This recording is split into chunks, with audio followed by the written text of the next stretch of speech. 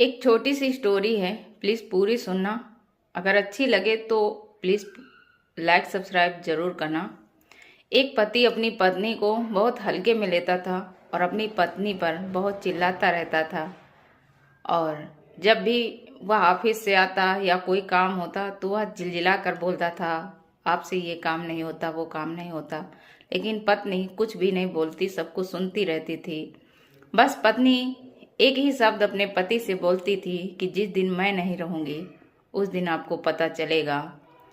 एक दिन पत्नी बीमार हो गई और पति उसे अस्पताल ले जा रहा था।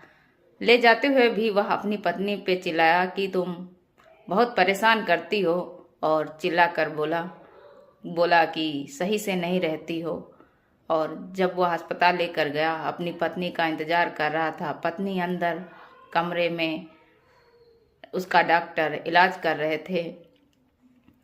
फिर उसके बाद शाम तक डॉक्टर लोगों ने उसका इलाज किया और फिर एक डॉक्टर कमरे से बाहर निकला और उसने उसके पति से बोला, सॉरी, मैं तुम्हारी पत्नी को नहीं बचा सका।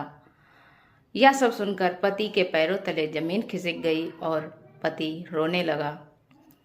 पति जब घर पहुंचा तो उसे अपने पत्नी की सारी यादें याद आने लगी। और पत्नी की जब अलमारी खोली तो उसमें एक डायरी लिखी थी। डायरी में जब उसने कुछ लाइनें पढ़ी कि पत्नी ने क्या लिखा है, तो पत्नी ने ये लिखा था कि काश आप ये कह देते कि आपके बिना ये घर अधूरा है, आप नहीं हो तो कुछ भी नहीं है। ये लाइनें पढ़कर पति रोने लगा। थोड़ी देर बाद दूध वाला आया, अखबार वाले आए, सब यही पूछते कि भाभी नहीं दिख रही हैं। बच्चे भी पूछते कि पापा मम्मी नहीं दिख रही हैं, पर पिता के पास कोई जवाब नहीं था। वह मन ही मन पछताता रहा कि मैं हमेशा आपको कोसता और आपसे लड़ता था।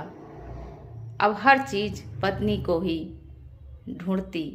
सारा घर में जो सामान रखा, ऐसा मानो कि वो सारे सामान पत्नी को ही ढूंढते थे कि कब उसकी बीवी आए और वो सामान उसे ढूंढ कर दे। इसलिए कहते हैं कि जब तक पत्नी है तब तक उसकी कदर कर लो। अगर पत्नी नहीं रही तो बाद में आपको ऐसा ना हो कि पछताना पड़े। अगर मेरी स्टोरी अच्छी लगे तो प्लीज़ लाइक सब्सक्राइब ज़रूर करना।